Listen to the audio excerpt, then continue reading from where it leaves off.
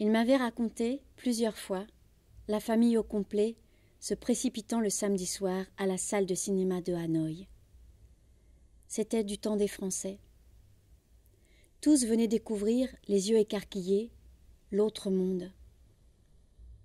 Tarzan, Charlot, tous les films américains, le bonheur. C'était pas encore la guerre. Mais ce qu'il adorait avant tout, c'était les comédies musicales. Les comédies musicales, comme un seul mot fait de promesses merveilleuses, sortant de la bouche emplie de joie et de nostalgie. Et là, il faisait claquer ses pieds tout en se déhanchant. Il volait presque, mon sérieux père.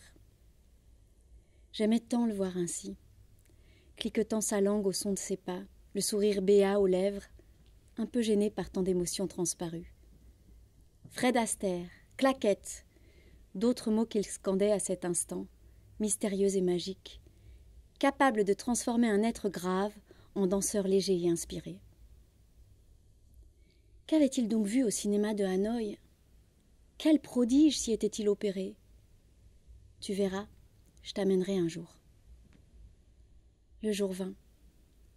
J'avais 9 ans. Une rétrospective des meilleures comédies musicales américaines était annoncée dans un cinéma de Paris. Allais-je enfin savoir? Allais-je percer le mystère des chaussures à claquettes, celles qui avaient un pouvoir de métamorphose? Confortablement installé dans le fauteuil en velours rouge, mon père me tenait la main, un peu serrée. Je comprenais que l'instant était important, comme quand on va vous transmettre un savoir secret.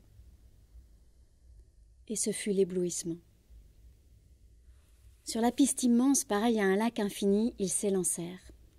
Fred Astaire et Ginger Rogers. Ils semblaient le prolongement l'un de l'autre. Ils virevoltaient, tels des papillons siamois. Les jambes tantôt lianes, tantôt bambou, les mains, les hanches, les yeux, ensemble, totalement ensemble. Tant de grâce, tant d'élégance. Était-ce possible, une telle harmonie? Était-ce de l'amour? Deux corps en parfaite synchronie.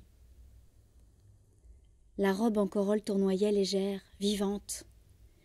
Et je vis les chaussures du danseur, noires et blanches, et j'entendis les sons claquer, des bruits vifs battant la chamade, le rythme endiablé du bonheur martelé sur le sol, l'énergie de la vie frappant allègrement la cadence. L'orchestre joyeux en écho. Les corps agiles étaient en apesanteur entre les rebonds secs des talons.